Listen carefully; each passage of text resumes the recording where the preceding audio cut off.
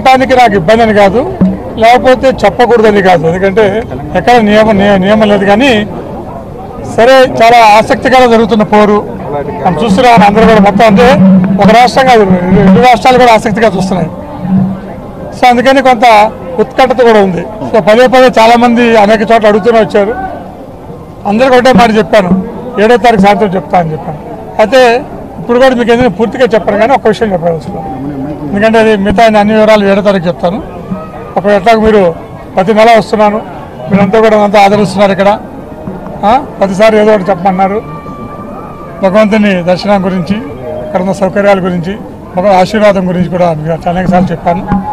ఒక విషయం చెప్పదలుచుకున్నాను. ఎందుకంటే మన గద్దర్మాన్ చెప్పినట్టుగా నడుస్తున్న కాలమా పోరు తెలంగాణమా అంటూ విస్తృతమైన భలే తెలంగాణ ఎన్నికల పోరు సాగుతుంది. అక్కడ అందరూ ఉత్కంఠతతో ఆసక్తితో చూస్తూనే ఉన్నారు.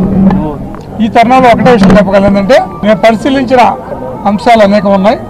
అందులో ముఖ్యంగా నేను ఊహించాల తెలంగాణ ప్రజానీకమ్మ వాళ్ళు నిజంగా అభినందనీయం. ఎందుకంటే అనేక ప్రలోభాలకి, పార్టీ బలాబలాలకు కూడా లొంగకుండా మొట్టమొదటిసారిగా అనేక మంది స్వతంత్రుల్ని, ఇండిపెండెన్స్ని ఎన్నుకోబోతున్నట్టుగా మంత్రాలు జరిగింది.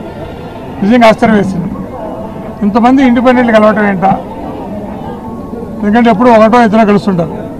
మొట్టమొదటిసారిగా తెలంగాణలో ప్రలోభాలకు లొంగకుండా, పార్టీ బలాబలాలకు లొంగకుండా ఇండిపెండెన్స్ కల్పిస్తారంటే వాళ్ళ మనసులో ఏముందో అన్నది ఇంకా మేము అంచనా వేస్తూనే ఉన్నాం. ఎందుకంటే ఇండిపెండెన్స్ ఒకసారి డిసైడ్ అయినాక మారరు, కానీ పార్టీలు డిసైడ్ అయినా చివరిదాకా మారుతూనే ఉంటారు, అటు ఇటు అవుతున్నారు. కానీ ఇండిపెండెన్స్ ఒకసారి డిసైడ్ అయిన మారరు. కాబట్టి మా అంచనా ప్రకారం అనేక మంది ఇండిపెండెంట్లు గెలుస్తారు. ఆ ఇండిపెండెంట్ పేర్లు కూడా, ఎందుకంటే నేను కూడా ఇండిపెండెంటే, నాకే పార్టీ లేదు. పార్టీలు గెలుస్తాయంటే ఇబ్బంది, ఎందుకంటే రాజకీయాలు చెప్పేటది. కానీ ఇండిపెండెంట్ ఎవరు గెలుస్తారో చెప్పడానికి నాకే సంకోచం లేదు.